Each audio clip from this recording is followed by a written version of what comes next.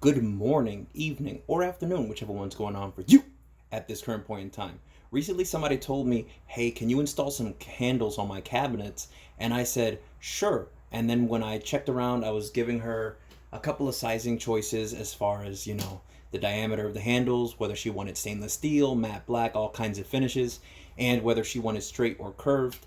And I determined, looking around her kitchen, that the squared off design seemed better to match her appliances. The point is, I liked them so much that I actually ordered myself a set, and I said, since she basically has the same cabinet that I do, just kind of inverted, right? The drawers and doors are like opposite.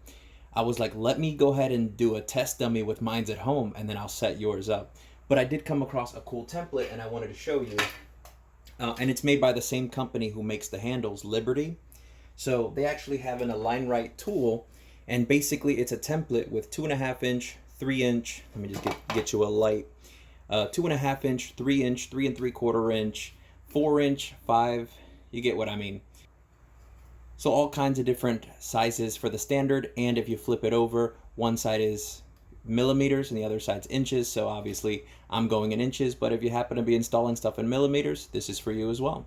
So over here, I've already made my holes, and this basically, the smaller template fits right onto the corner so that you can space your hole as needed, right? Let me give you a little bit of zoom in action, and basically you can choose how far away from the corner depending on where your panel is. So if your panel's here, right, you can't put it in the second, you'll have to move it over a little bit. If you have a more rightward opening, then you go more toward the right. It's super cool, and the fact that it has plastic tabs on the top and on the side means it's going to square right up to that edge, and you're going to get that perfect result every single time. That's how I was able to install those. Now, if you happen to be installing for a drawer, you're thinking laterally, how would this work for me, right? All you got to do is just draw your holes up, and I do recommend that when you're making your holes, before you make your hole, that you put down some painter's tape, or if you don't have that, you can use some masking tape. I do like the painter's tape more to prevent tear out. Put the tape on both sides, where the drill bit goes in and where it comes out. It's gonna make a difference, I promise. If you're doing a drawer, same thing applies. They do, and it all comes together for 13 bucks, which I was super happy to see. It is plastic, yes, but again, inches and millimeters.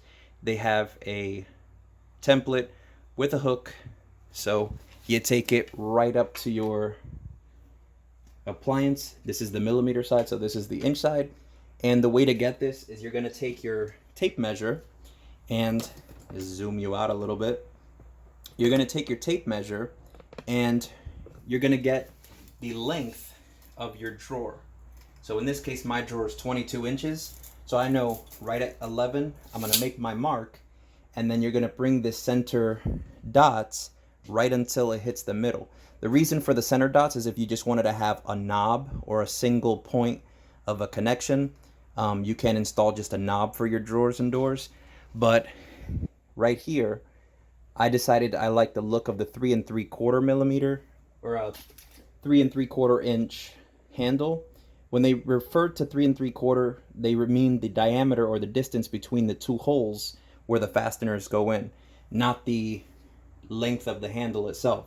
So do keep in mind, for the design you want, it's not that, right? You have to look for the type of size that you want. I decided to go with the stainless steel because my fridge, coffee maker, that kind of thing are black and stainless steel, so this one looks a little better than just the plain black. But if you wanted it in matte black or oil rubbed bronze or whatever, no problem.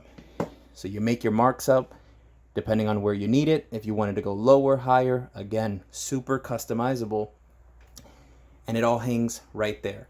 Liberty, if you can hear me, I would definitely love if you would charge me like 2, 3, 4, 5 times this and make a metal one, please. I'm not a crazy fan of the plastic. It definitely does a great job, don't get me wrong, and it's a super consistent product, but plastic, it's only gonna last so long, and when these top ends snap off, that's your ability to square it up right against the corner of any board, like If you can't do this to a door and make it perfectly square, then you're gonna have inconsistent results every time you install some handles. So please make a metal one, just some cheap aluminum. You can make it, an eighth of an inch thick. It doesn't have to be crazy expensive. But if this costs $13, then charge people 40, $50 and give us a metal one. Same holes, same results, same measurements, just something a lot more robust than this plastic. Also, if you made a metal one, it would stop this stupid overlap. Like if you look close, I'm gonna try to turn off the light so you can see it. You have to look through and see whether it's millimeters and inches through the clear plastic. So the text kind of overlaps itself and it's sometimes hard to read. So same thing on both sides. You have to really look through and it's kind of a mess unless the light's directly hitting it for you to see. So something to keep in mind. Make it metal, and then you only have to see the inch side when you flip it over. You only have to see the millimeter side when you flip it over. Either something like that or more defined text. That'd be great. But whether you're using it for doors or for drawers, all comes in a kit with a 3/16 bit in the box. This is freaking cool. For $13, you get the template and a bit. I think that's cool. And yes, I did use the included bit instead of some special tool. I wanted to see if it would work. No problem. Grab a level, put that level on, and if that bubble is not chilling straight, you've done something wrong. Something I do want to point out as far as a small mistake is whoever built these cabinets built them slightly off. So when I made the holes, the handle was slightly off and I had to drill it out and kind of tilt the handle on the right to be adjusted to level. So make sure that your drawers, doors, your vanity, medicine cabinet, whatever you're installing handles on, you have to make sure that the doors and the applications themselves are level before you go putting these handles on, or everything's going to be, the door's crooked but the handle's level. It's going to look like crap, especially if the doors are close together and the handles are close together. You're always going to see them slightly off and it's going to bother the heck out of you. So do keep that in mind. When you are putting your drawer handles, sometimes you're going to have a drawer that has an extra thick piece, and when that happens, you're going to have to bore holes so that the screw can make contact with the handle. For these, I used a 1/2 inch countersink bit, sunk it all the way through that piece. We're talking about maybe 1/2 inch, 3/4 of an inch deep on both sides. I did order a wood plug cutter to cut out a couple of plugs to keep these covered up. This doesn't look good. This is something you don't want to leave behind as far as installations. So once we get a nice piece of wood that matches the same grain as this, you sand it down, maybe a little bit of wood glue if this is going to be something permanent, and you're going to have a much nicer design with everything looking a lot more flush. Drawers can also be kind of tricky, so make sure that you leave that level in place and you're checking that bubble to be centered as you're tightening. If it happens to go off, you need to loosen up both sides just in case there's any slack that you need. You're not just going to buzz these in with an impact wrench or an impact driver. It's just not going to play out in your favor. You also don't want to put too much impact on the wood in case you have to unscrew anything. It adds more trauma to the wood. And once you see that it's level, right, then it's good. Now we test. No problem. Same thing with the handle. No problem. Isn't that cool? So I went in with a 120 grit followed by a 320 grit to finish. But these are the wood plugs, super flush. Again, it's paler, so if you want to take some kind of oil and make everything a little more uniform, but ultimately you want this to be, super smooth to the touch. These wood plugs are, for me, I really don't care because it's me. But if I was installing it for somebody, obviously I would want the 2 grains to be, come on, focus you. I would want the 2 grains to be symmetrical. Obviously painting them would be ideal if you're going to paint the inside of a drawer. If not, paint the 2 plugs as close to the color inside as possible, just so they're a little less obvious. But the Rocaris, wood plug cutters, they're rough. It took a lot of time and effort to get these in and make them. You know, the putting them in and sanding them and getting the right finish is the easy part. But with this particular product, it was a battle and a half just to get plugs that were usable. So I'm really like maybe 70-30 on like don't get them, but they did work technically. So this is the result, but we'll see. So in case anybody cares for the difference, this is level, this is plumb. So if we're looking at the handle, we check that bottom bubble in the center, and we can see that it's a little bit off. So it should be off by maybe a 32nd of an inch for it to be perfectly level. And that's why you leave the screws loose, make your adjustment, and then tighten them as you keep an eye on the level to make sure everything's going the way it's supposed to. So again, if it's gonna be, let's say 2.5 inches, you mark 2.5 inch, follow that 2.5 inch to right here. And again, regardless of whether you use any of these, they are all spaced the same. It's just about where you want that position for your handle, a little higher or a little lower on, or a little further away or a little more inward from the edge. So pretty neat. And regardless of how you do it, you're always going to have a consistent result. 2.5 inches, 4 inches, etc. And when you're done, after you drill, once you have your holes, when you peel off that tape, you're going to see that there's a lot more clean finish instead of all the tear out when you just, you know, make 2 little marks on your wood and go to town with a drill bit. A lot of tear out means a less nice finish, and it might not be a big deal for cheap pine like this, but if somebody's got some really nice oak or really nice mahogany cabinets, the last thing you want to do is full send it and, you know, cost yourself a lot of money to have to replace that for them. So all these pretty little dots, obviously if you're dealing with softer wood, these automatic strikers in soft spots are going to really leave a dent like that, you see.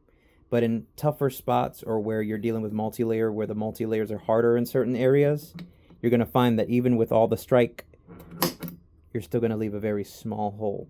So do keep that in mind. Different hardnesses, or different strength in your wood. Softer wood like this pine is easily going to make these dents no matter how nicely you are. You can even loosen up the spring so it doesn't, you know, strike as hard. Keep in mind, these things, they're not for every application. Sometimes you are still going to want to go with a manual one, but for an application like this, I find that when you make these 2 holes, which is the whole point of the video is for the jig, for making handle holes, 1 center tap at full strength is perfectly fine. You take it right in the middle of the hole, easy peasy. So for this, I don't want my bit to walk, so you're going to put it right in the center of that punch. Try to get your drill as square as possible. Start slow if you need to.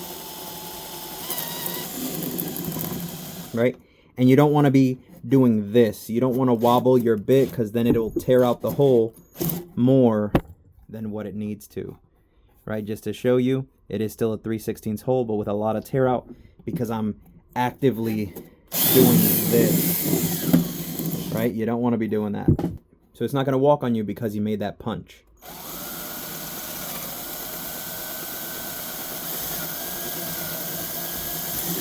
Now I'm going super slow because I don't want to rip this out. And that's the difference when you take your time, nice clean hole, versus you sitting there with a rush and you got things to do. That's what happens. Keep your drill straight. And if you don't like how rough the automatic punch is, it might not be for everybody. Or maybe you find a better quality one that has more adjustability. But 1/32, 1/16, and 3/32 comes in a size. And again, this was $4. This was $4. So if you don't mind picking up a hammer every now and then, and taking an extra 2-3 seconds, then go for that if that's for you. Otherwise, mark, punch, and that's it. So it comes with screws, You get 8 screws because these come in a pack of 1, 4, 6, 8, 10, 12, whatever it is. They're basically sold out. I could not get the 6 or the individual ones. It's really tough to get. They run out of stock very frequently, and I can get why. It's a really nice finish and super affordable. I think the pack of 4 was like $25, which I think is really nice with the screws. And it's super easy to install. Once you have all the measurements and you drill out your hole, you feed your fastener through the back, and you don't even need a drill to install this. Simple screwdriver, no problem. So the door's level, but the handle's not, or the handle's level and the door's not, it's gonna look weird. So make sure everything is squared up properly before you install your handle. So now you know how to use it, and the drawer is still the same, right? It's just a different type of orientation, but they all do the same. Mark it up, tape it down, make your punches, sink your holes, throw your handles in. Super easy to do. And once you get into the hang of it, then it just becomes a matter of what colors you like, what textures you like, and it becomes a lot more customizable, especially if you're doing it for somebody else, where, you know, they're able to kind of give you the vision of what they're looking for. It's pretty neat, and again, having the right tools for the job is awesome. The reason I picked these up, just a little side note, is sometimes you need a good punch to get those drill bits started, and that's what this is for. Something like this is because I love my flex brad nailer, and sometimes you just want to sink those brad nails a touch faster or a touch deeper than what they are. So that's why I also went with the pin punch set, because those brad nailers are super tiny. So something like these two especially is going to be good. And I also picked up the long pin punches because I was recently doing an axle seal for a transmission, and unfortunately I just didn't have punches, so I'm sitting there tapping and tapping, and that's how you mess up seals, is by using just a hammer and a screwdriver, or a hammer and, you know, whatever you got laying around, right? We need proper tools, not just grabbing a block of wood and just hitting it against anything and expecting it to work. It'll work, but sometimes it's not great. Harbor Freight, if anybody at Harbor Freight is watching and you make items, can you please make a set that is like this, right? But make them brass, please. I hate going into my Harbor Freight and the guy's like, hey, you want to try O'Reilly's? You want to try another store? Make this, but make a set of blunt punches like that, or like this in brass. All right, lifetime warranty is cool, but sometimes the steel is too hard, especially if the casing for specific vehicles are aluminum and whatnot. You got to use brass or softer metals so we don't damage things like rubber and soft metal. All right, I don't know why I'm talking about vehicles, but back to this. But the main point of this video is consistency. It doesn't matter if you install it nice in your home, and then when you're paid to do it for somebody else, it looks like crap. Vice versa, it doesn't matter how nice it is out there if you come home and install crap in your own home. Consistent results every single time. Takes prep, takes a little bit of focus and a little bit of attention, but I know you can do it, because I can do it. With that being said, I will leave a link in the description to the Align Right tool. They do have others, but that's the most affordable option. They have like a $200 cabinet installation jig for Home Depot. Not buying that. I'm not a finished carpenter or installer, nothing like that, but I do handy stuff from time to time, so I can definitely stomach $13 versus $200 without tax or shipping. So the Align Right tool will be in the description. And also, I will leave a link in the description to the stainless steel variant. You can just type in the name, and it'll show the other finishes too. So if you're looking for a different color, go for it. If you're looking for a 1-pack, 4-pack, 12-pack, that's on you. Whatever's in stock and not on stock is obviously not on me. But good luck finding this or something that's more suitable. Unless you're looking for something curved, and then look for that. But you have yourself an excellent day, and work smart.